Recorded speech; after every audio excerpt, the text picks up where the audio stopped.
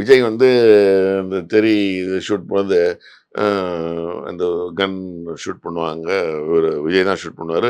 நான் அந்த ஃபேமிலி அப்படி இது பண்ணிவிட்டு நான் ப்ரொடெக்ட் பண்ணும்போது என் ஃபேஸ் எக்ஸ்பிரஷன் ஒரு மாதிரி ஒரு ஒரு ஒரு கோணமாக அப்படி இருக்கும் அது. விஜயும் அட்லியும் அதை பார்த்து பார்த்து சிரிச்சுட்டு வாங்க சார் பார்க்கலாம், வாங்க சார் பார்க்கலாம் அப்படின்றாங்க.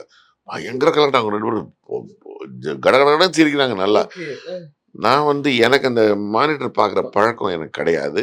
ஏன்னா ஐ அஸ்யூம் டைரக்டர் தான் அங்க கேப்டன். அவங்களுக்கு ஓகேனா நமக்கு ஓகேங்க. அவ்வளோதான். அவர் வேணும்னா திருப்பி கேட்க போறாரு. என்ன தப்புன்னு சொல்ல போறாரு, அதை நம்ம சரி பண்ணிக்க போறோம். நம்ம போய் அதை பார்த்து அதிகபட்சம் இந்த நம்ம வேண்டவே வேண்டாம். நம்ம போகவே மாட்டேன். நான் இன்னி வரைக்கும் போக மாட்டேன். That's my quality. விஜய் வந்து அதெல்லாம் பார்த்துட்டு நேரா என் பக்கத்தில் சேர போடணும் உட்காந்து சார் உங்களுக்கு நடிக்கவே தெரியல. அப்படியாடா தம்பி சூப்பர் தேங்க்யூ கிளம்புவா அப்படின்றாங்க. ஐயோ இல்லை sir you are living as that character. ஒரு அந்த அந்த ஹீரோயினோட அப்பாவா உங்களை போர்ட்ரே பண்ணால் சத்தியமாக உங்களை தவிர வேறு யாரும் அது அந்த ரோலுக்கு நாங்கள் ஃபில்லே பண்ணியிருக்க முடியாது.